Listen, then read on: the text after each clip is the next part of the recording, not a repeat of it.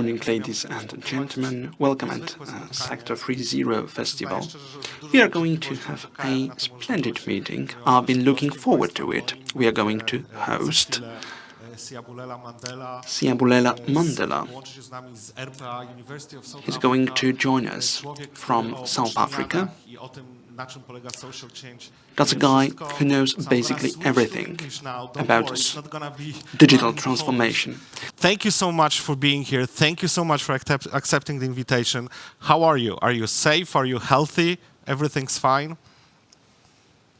Thank you very much for having me, brother. And definitely, I'm doing great. I'm doing well. I am safe, and yeah, all is well on my side. And how are you doing? I'm fine. Thank you so much. Thank you for asking. I would love to know your opinion, and I'll ask you as many questions as possible about your views and your opinions on social change and where we are right now in the world. But let me ask you first, because this is a technology summit, so let me ask you first about the social media and technology. How do you see social media and technology helping in a social change, in providing a social change in the world? Do you think they are helping us, or maybe your view is opposite? Maybe you think they're making the social change more difficult? Now, there are two sides into a particular question, but one I would advance is an agenda that seeks to say technology is playing a critical role in enabling social change in our communities. And for instance, I'll speak from a perspective of being in the African continent. And if you have observed the development, be it in the past and the recent development in the African continent, insofar as driving change is concerned, we look on issues of how the Arab Spring in North Africa evolved and developed as a result of social media and the role of technology in advancing that particular change. If it wasn't for technology, if it wasn't for the access to social media and how my generation used such platforms in mobilizing one another and speaking against injustices as they were happening in North Africa, in countries like Libya, in countries like Egypt, and the rest of the Arab Spring and how it evolved. It is technology, it is social media that played a role in driving that particular change. The entire Arab Spring movement that toppled a lot of these authoritarian regimes in North Africa was as a result of mobilization that occurred within the social media space, and it was again technology that played that critical role in driving change in those communities. And of course, there are downsides of technology that we all know of, but the most critical for me, which is of paramount importance, is how that technology was used in North Africa in bringing about change and in toppling all these authoritarian regimes. And now if I'm going to bring it down south, in Southern Africa, where I am and where I mostly operate, technology is equally so playing a very critical role. It is through social media and it is through technology that the Zimbabweans managed to eventually topple an authoritarian leader, that is Robert Mugabe, who has clinched in power for decades and oppressing his own people. But the technology played a critical role in that. And now if you're going to bring it into South Africa now and look at how social media and how technology has played a role in galvanizing and in mobilizing change and even advancing that change in my space, you look at movements such as the Fees Must Fall movement, advanced by young people calling for free education for the poor. And we used social media to advance that particular movement. Even government was found wanting, not being able to understand how they're going to respond, because this kind of a movement is done virtually. This kind of a movement is within the social media space, and that is how we mobilize. Unlike how they mobilized when they wanted to topple the apartheid regime in South Africa, they were caught wanting because the tools that this generation used in advancing that change were not tools that they easily and easily responded to. So instead of arresting us in the street, we were not in the streets, we were on social media. And if we are in the streets, we mobilize on social media on how we are going to advance that struggle in the street. And eventually, South Africa today is in a position where it offers free education for the poor. And it is through technology and it is through social media that kind of change was advanced, and it was driven entirely on social media. So that is the most critical role, if I were to highlight, of how social media is and how technology is driving change in our society. And maybe if we look further and we go outside the African continent and we go across the Atlantic Ocean and we go into the United States, now today we are able, sitting in the African continent, to understand some of the nuances insofar as issues of injustices are concerned in the United States. Now it's easy for police brutality to be easily exposed, and everyone on social media will have access because of how the body cams within the police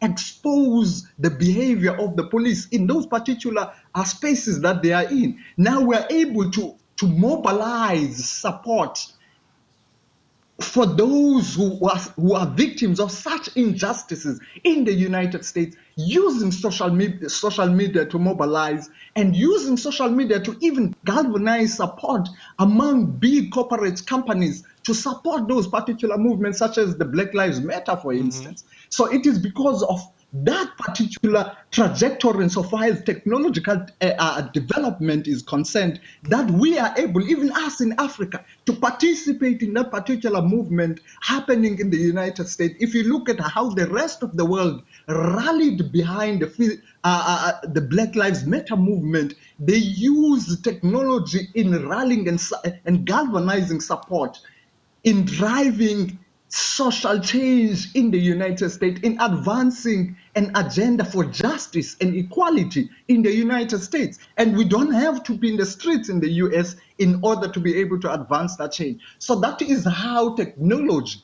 is playing a very critical role in driving and in advancing change. And social media and our generation has taken that entire space and using it for the better. And of course, I don't think there is any need for me to touch into some of the disadvantages of social media at this point in time. You are an activist, you are a political scientist, but for me the most important thing about you is that you're a journalist as well. So let me ask you this. Do you're talking about social media and how social media are supporting the Arab Spring, which I agree would be impossible without social media. Do you think that the change in the world still needs media? Does change need journalists, or are we past and nobody needs us anymore to go ahead with the social change? No, well, insofar as media is concerned, you understand that media is a critical cornerstone in a democratic dispensation. Without media, which provides us with the necessary information that we need in order to drive the change that we need, without media, we will be disconnected in what is happening in the rest of the world. It is through media that we understand some of the injustices happening in the United States, for instance, and the grounds gained by the Black Lives Matter movement, for instance. Without that, without media, we'll be misguided. We will be in the dark. And without media, the rest of the world, for instance, wouldn't have known what was happening in South Africa during the apartheid regime. They wouldn't have known the injustices that were happening to the people in South Africa. Without media, would be able. I just recently came back from my deployment in South Sudan under Journalists for Human Rights as their country director there. Wouldn't be able to understand some of the injustices that were happening during the civil war in South Sudan and what is currently even happening today if it wasn't for the role of the media. So media will always and will forever play a critical role as a cornerstone in any democratic dispensation. If you notice, the first thing that governments do when they want to when they want to use tools of injustices and oppress its own, the first thing that they do, they curtail media freedom, because they understand the role of media. So if any regime wants to advance authoritarian tendencies and oppress its own, the first thing it does, it attacks the media. If you look at how Donald Trump is doing it in the United States, turning everything into fake news, the first point of departure, if you want to defy the mandate given to you by your own people, is to attack the media and reject everything and reject the scrutiny of the media and any information that the media is putting it out there to the public. That's how you begin if you want to move towards an authoritarian regime. And it is evident throughout history that governments will attack media wherever they are if they want to advance a particular agenda that seeks to reject or to even to be a disregard on the human rights of the people themselves and to even oppress its own people. So media would always be of critical importance in any human development. So I should say. You mentioned Black Lives Matter, and obviously all of us are watching what's happening in the US right now. Do you see a connection between Black Lives Matter and the campaign that your grandfather ran in South Africa? Yes, definitely. Nelson Mandela advanced an agenda for non-racialism, an agenda for equality, where an agenda that seeks to create a society where everyone are treated equally, irrespective of their creed, their religious beliefs, or the color of their skin, but they are judged on the basis of the content of their character. That is an environment that he wanted to create. And it is, in fact, an agenda that was modeled at the back of the civil rights movement as advanced in the United States by the likes of Martin Luther King, Malcolm X, Rosa Parks, and all the great leaders of the civil rights movement. So it is that particular agenda, and even John Lewis, which I had an opportunity to meet him recently before his passing. So that particular agenda is interlinked and is intrinsically linked to the agenda that Nelson Mandela was advancing together with his generation in South Africa. So what the United States is talking about, it is modeled on the civil rights movement. The same dream that the American people have, the same ideals that they are now calling for in the streets, is the same ideals that were articulated by Martin Luther King in his 1963 speech, I Have a Dream. So that will always be inextricably linked to the agenda that was advanced by Nelson Mandela and his generation in South Africa, where we want to create a society where everyone is afforded equal human rights, where everyone is treated equally, where where we see ourselves on the basis of, not on the basis of our differences, but within our differences, within our diversity, we see strength. That we are diverse, yes, but that diversity has to be understood and perceived from a perspective that the fact that we are different doesn't make us foes or enemies. And in fact, it should be a point of convergence where we understand that there is strength in unity and there is strength in diversity. And that is the agenda that Nelson Mandela was advancing.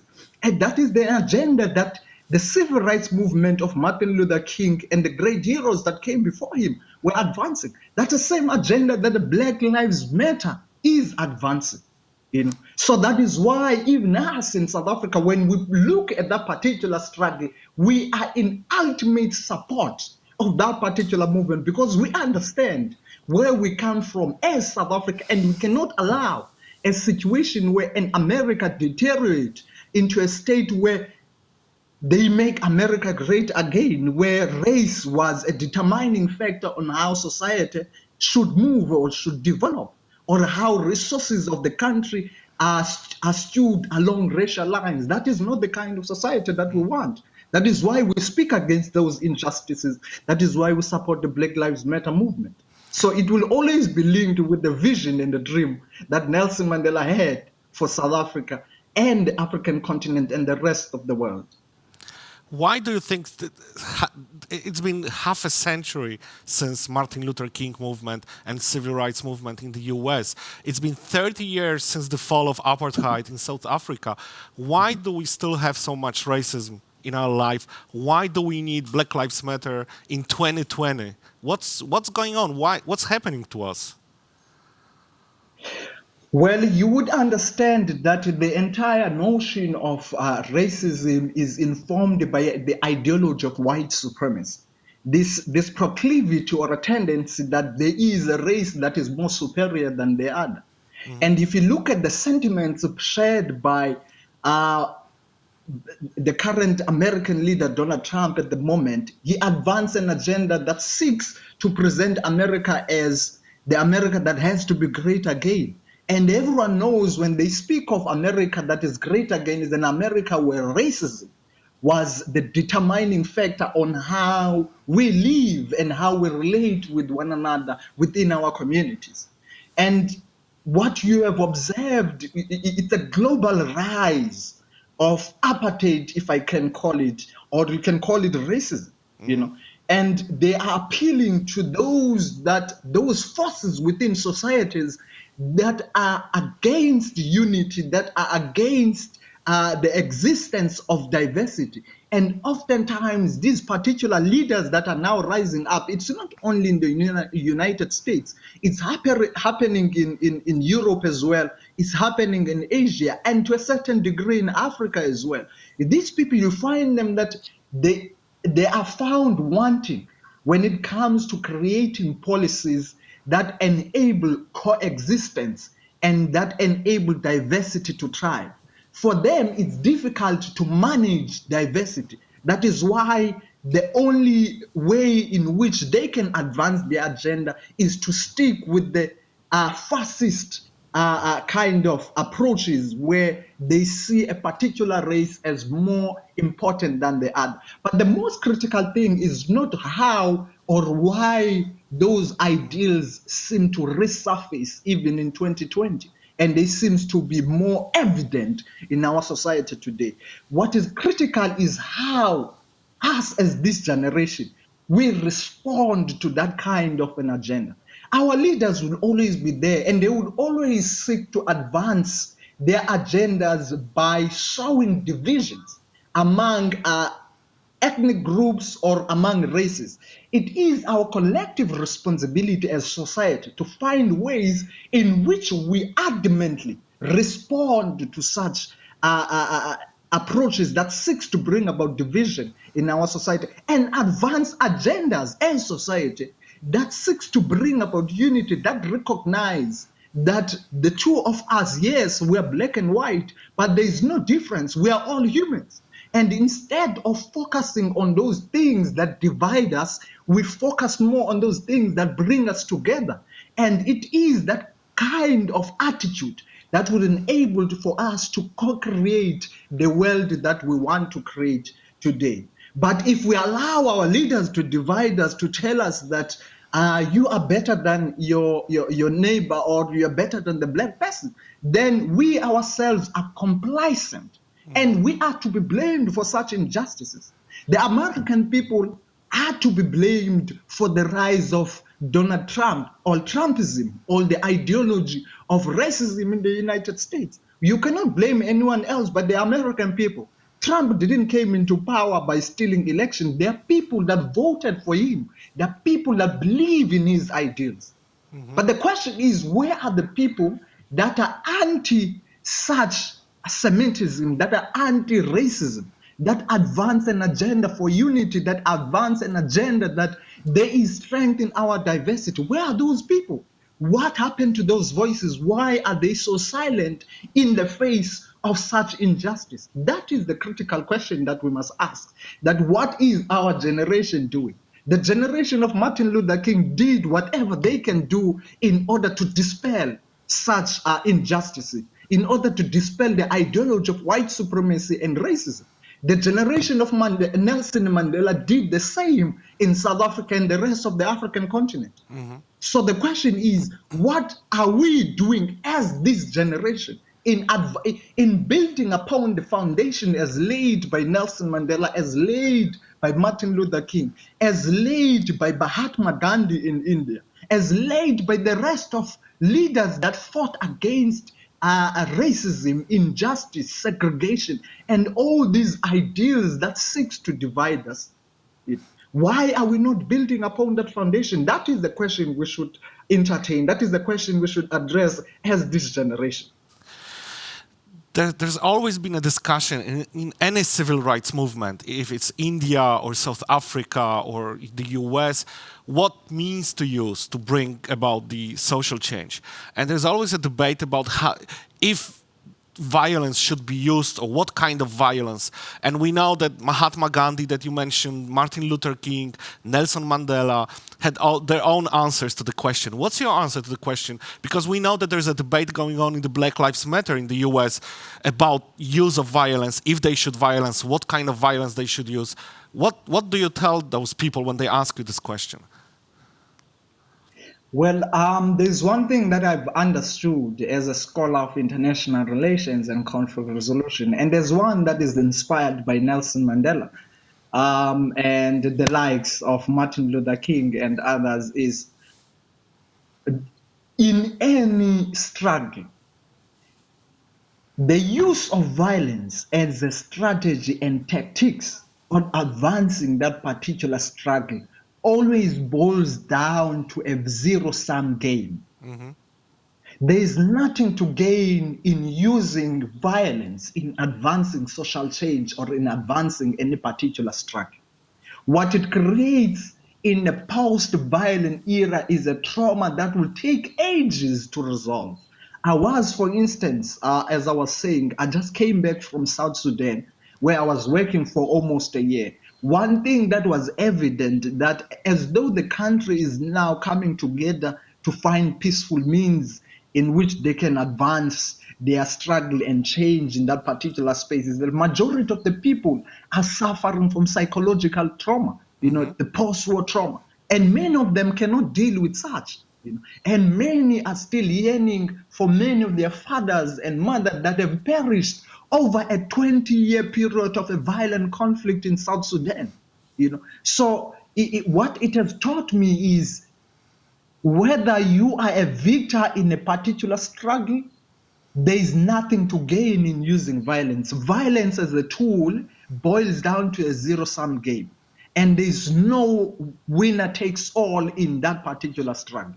If you look at the civil rights movement, and in fact, if you look, let's bring it even much more closer to topics that are more relevant. If you look at the Black Lives Matter, the question that one would ask is, what benefit are we going to gain in using violence in advancing the struggle for Black people in that particular space? What are we gaining in banning the businesses? Because the minute we ban the businesses in the streets, we are the ones that are going to suffer. The minute we all agree, the American people are coming to the negotiation table and they agree on the way forward, who will be the people that are unemployed? These very same people that are protesting in the streets and banning the businesses are the very same people that won't have the jobs. There are people that depends in those particular businesses. Their livelihoods depends in those particular businesses. The very same people who are in the streets, their mothers and their fathers depends in those particular businesses. So if you ban it, where are you going to work after that? When we come into the negotiation table, where are you going to work? Because the reconstruction itself in a post-war situation is going to take a very long time. It's evident in different countries where I've operated. It's evident in Kenya. It's evident in South Sudan, and even in South Africa. It took us a very long time to reconstruct some of the property and infrastructure that was destroyed during the struggle for freedom in South Africa. And we are slowly rebuilding that infrastructure.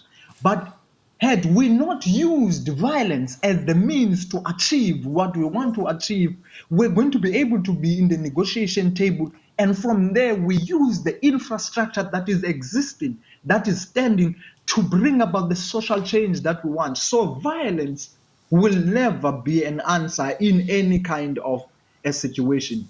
Any country that goes to war, they understand that war is a zero-sum game. That is why oftentimes they all means not to go to war, because the consequences of war are more enormous than the gains in a post-war situation. Look at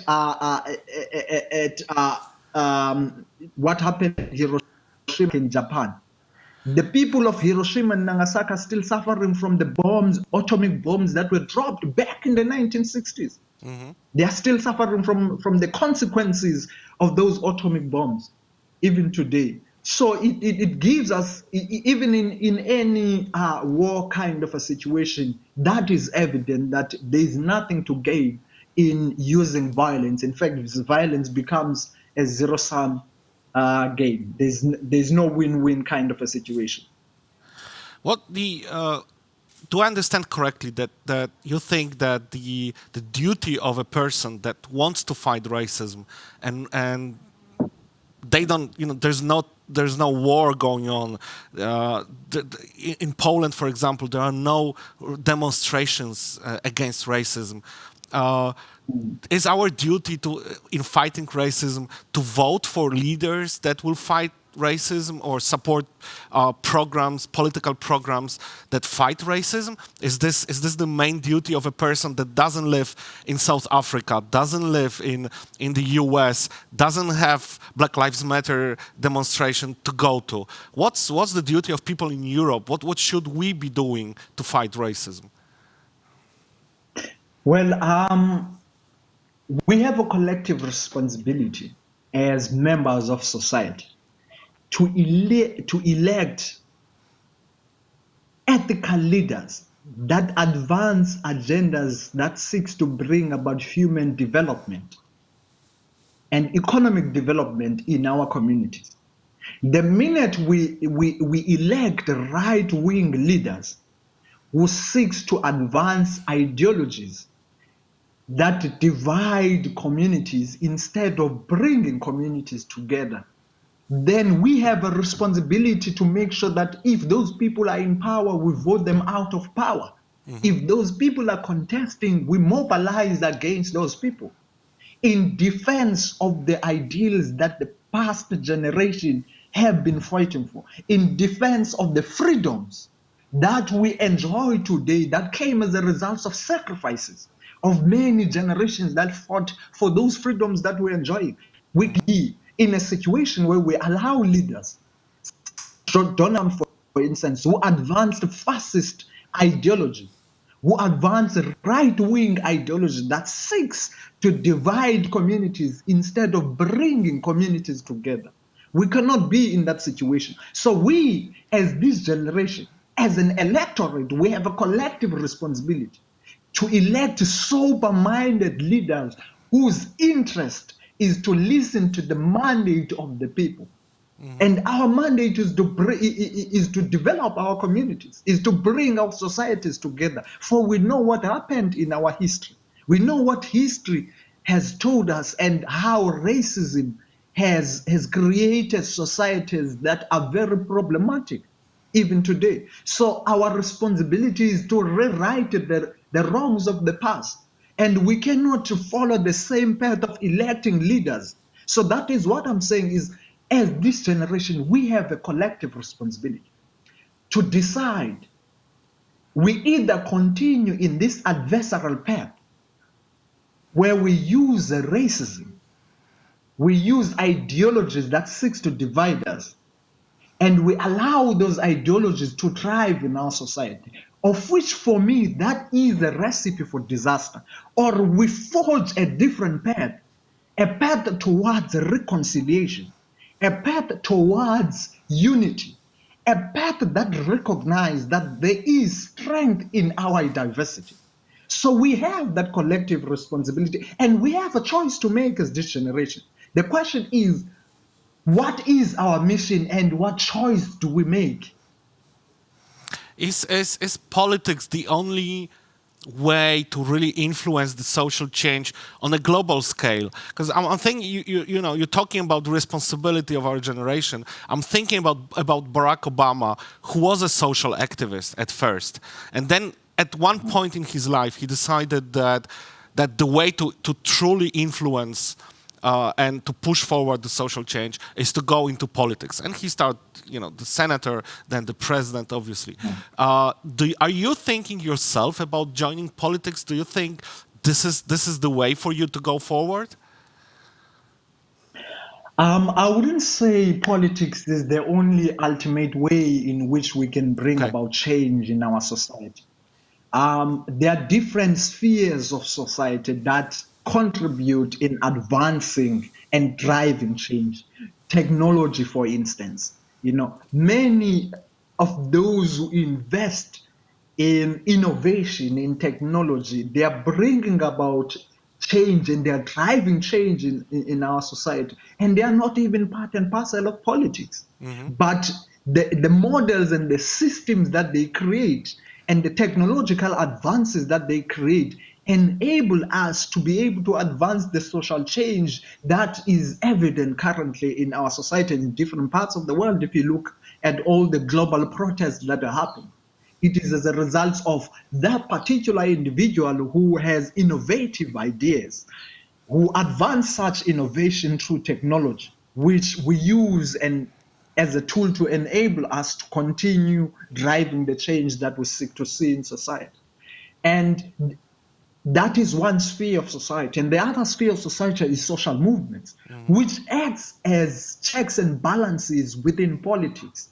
The people that are lobby groups who are social activists, who have no vested interest in being part and parcel of government, but who are advancing change and influencing how policy is formulated and the ideals that govern in a particular space.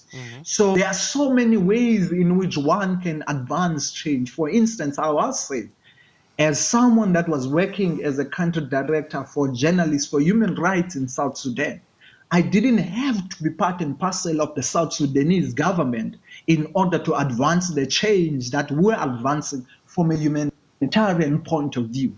But we continue to bring about a solid contribution to the South Sudanese community and to the South Sudanese government. We're able to, at the time we got to South Sudan, journalists were being arrested, journalists were being killed. You know, and as we continue our work, things are much better now. Government has a way that they've developed in order to work hand in glove with journalists on how to bring about change in communities. Journalists are no longer disappearing. Journalists are no longer being killed. You know, those are kind of contribution that one can make, even both being in part and parcel of government. Nelson Mandela was only in government for a good 5-year period. But much of the work that he has contributed was when he was outside politics, lobbying different big organizations, being corporate organizations, to be responsible in bringing about and driving change in our society. So we don't necessarily have to be in politics, but I wouldn't say if my people at one time asked me and elect me to be part and parcel of government in whatever portfolio, I wouldn't say I wouldn't take it.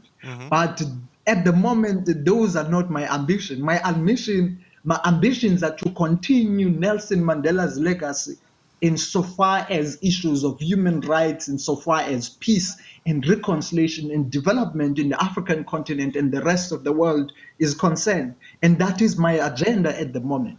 If an opportunity comes in the near future that steers me towards politics, so it be. You mentioned economic development several times, talking about social change, and I understand why economic development is so important in supporting the social change. I know there's a debate, and I've read your articles about the debates going on in South Africa about how the post-apartheid governments didn't help didn't push forward strong enough with for the economic development. Tell us what's the situation in South Africa. Do you think that there's not enough being done in terms of economic development in South Africa? No, well, I think I would be disingenuous if I advance an agenda that seeks to say that there is nothing much that has been done in South Africa. The Mandela administration did a lot in advancing reconstruction in the country, and the Mbeki administration did a lot in advancing economic development in South Africa. There is development in South Africa. If you look at where we were post 1994 and before 1994, and where we are at the moment, the country has covered so much ground in bringing about development and change in our society and creating opportunities for young people. But one of the critics that one would level against the South African government is that insofar as the freedom that we gained, what South Africa gained is the political freedom, not economic freedom. In 1994, the Mandela administration, when they negotiated, they gained a political freedom, and the economy was left largely at the hands of the minority, which the minority has refused to allow the rest of the country to participate in that economic space. That is why the big industries are still owned by the few, which happen to be, unfortunately, white people in South Africa. The land is still in the hands of the few. Those are some of the challenges that criticism that I can level against the Mandela administration and the subsequent administration thereof. But that doesn't necessarily mean that there's nothing good that those administration did. And insofar as the economy of the country, you have a government, a majority government that is in power, that does not have the control of the economy of the country. The economy is still in the hands of the few. And now you have the majority of young people who are frustrated that the promises of freedom and peace dividends have not been enjoyed by many of this generation. And then the question is, what happens? And there is another layer into that, which is, of course, the corruption that is so prevalent within the ruling party, within the party of Nelson Mandela. I would say the African National Congress, as it stands today, it is so corrupt to a point where they have no vested interest in bringing about economic development. It's only about serving self-interest of particular individuals. So that is the challenge that we find ourselves in the country. I cannot say I would blame only the white people for refusing to return back the land and sharing the land with the rest of the country, or sharing the economy. There are even those leaders that we have appointed and we're charged with the responsibility of bringing about development and economic development in the country, who have defied the mandate given to them by the people, and instead they exercise and advance self-interest and focusing more on issues of corruption and maladministration. And corruption and maladministration has been a defining factor in the subsequent governments. So we cannot then look at it and say South Africa is not developing economically because white people are refusing to return the land or the economy. We have to look at ourselves as black people and say we have elected leaders in power who are corrupt, who thrive on maladministration. So there has to be a problem with South Africans themselves. Before we can blame everyone else, we have to blame ourselves, because these leaders are in power because us as black people have voted them. And we have voted for maladministration. We have voted for corruption. So for instance, I can boldly say that the current administration, the current party is not the party that Mandela stood for. The ideals that they are advancing are not the ideals that Nelson Mandela has been advancing. They've rejected the unity agenda. They've rejected reconciliation, and they've prioritized dividing South Africa into different races, and they've prioritized corruption and maladministration. So then the entire economic development agenda is therefore compromised. And it's not something that is prioritized by government. So that is what is happening in South Africa. Racism is going up, corruption is going up, and you ask yourself, who is to be blamed? Do you blame white people for taking the land and the economy of the country and refusing to return the land? Or do you continue to blame the government that is using corruption and maladministration to further sow division in the country? And they look at us as black people and they see the white people are the one, the reason why you are suffering, the reason why the unemployment rate is almost 40% is because of the white people who have refused to return the land and the economy. When we know they themselves, the ruling party and the government, they are very corrupt. Throughout, we've given them a chance for 26 years to bring about economic development, which they have refused to bring, and they have prioritized corruption and maladministration. So we cannot entirely say then we blame our fellow South African brothers and sisters who are white. No, yes, they have an issue. They have to bring about what we call the economic codessa or negotiations into the table. They have to allow a situation where the land is shared equally, where the economy of the country is shared equally. At the same time, we have to hold our leaders who have been in power for over 26 years for refusing to advance that particular agenda, but instead to prioritize corruption and maladministration. So those are the two